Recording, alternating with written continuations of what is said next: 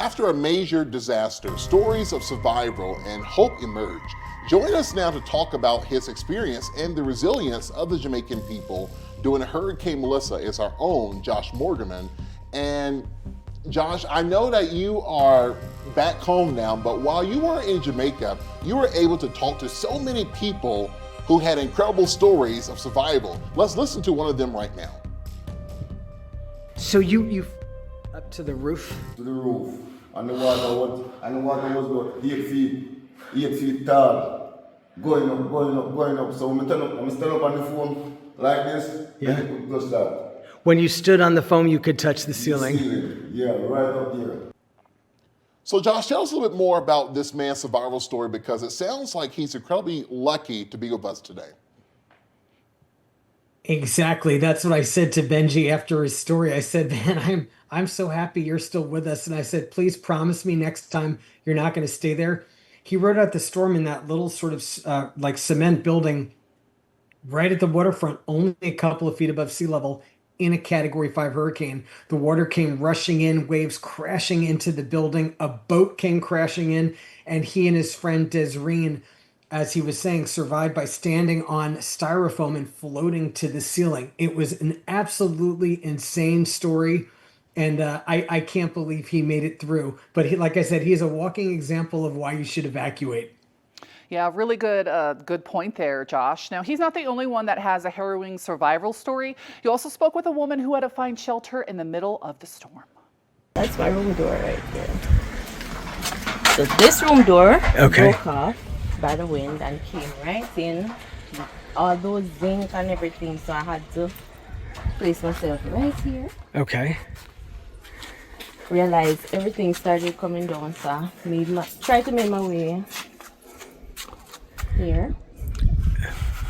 But You wanted to open that metal door? yes, Okay. I broke a key. What happened? The wind threw me down.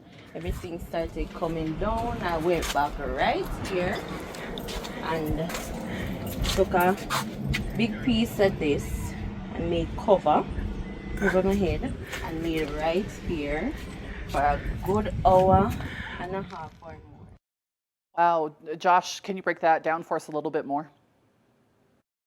Another incredible tale of escape. So that is a roadside lounge made with a shipping container. It's very cool. And there's a little apartment in the back where Trishanna, who works there, lives. That little apartment just blew apart as the eye wall reached Crawford.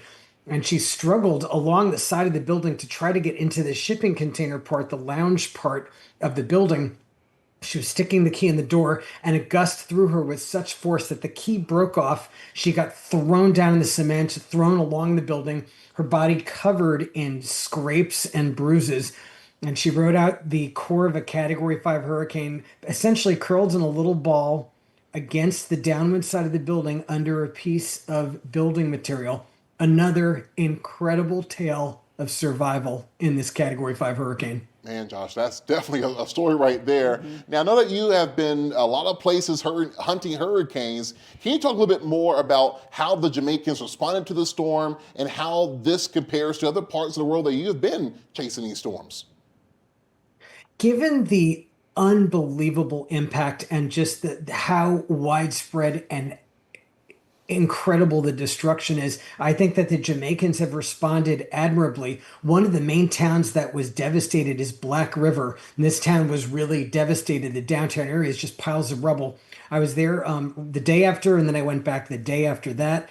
And after 2 days, what I noticed was I felt they really had things under control. There were cops and military all over the place. There were aid trucks with lots of water, lots of food, lots of care packages. I felt like every resident I saw had their arms full of supplies. And there's also like mobile clinic people. I really felt very heartened that they were not letting this spiral out of control, that they were in there trying to, just tend to basic needs and also plowing the road so that aid can get in.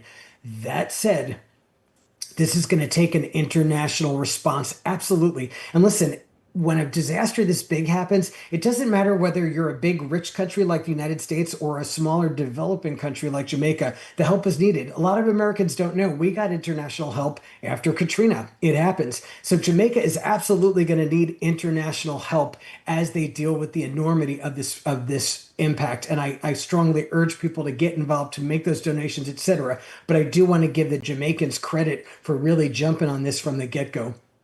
Yes, 1,000%. And Josh, you're a big history buff. What legacy do you think the storm is going to leave in the history books? Oh, this is up there. This is way up there. So the intensity at landfall, the estimated maximum sustained winds were 185 miles an hour, and the central pressure was estimated at 892 millibars, which if you're a weather nerd, that's crazy low.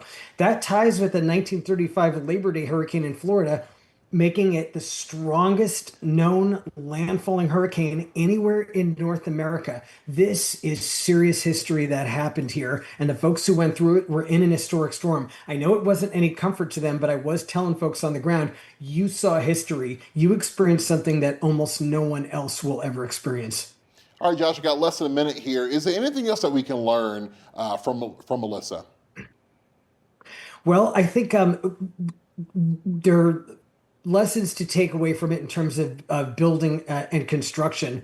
Wooden buildings were just completely wiped away, and of the concrete buildings, it depended on the quality. The less reinforced, less high quality concrete buildings also collapsed. So not all concrete is created equal. That's something I learned in this hurricane.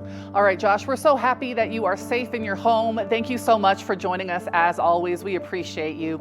You can find more information on how to help those impacted by this storm and more on our website, weathernationtv.com. Thank you guys so much for joining us. And that, of course, was our very own Josh Morgerman. We'll be right back.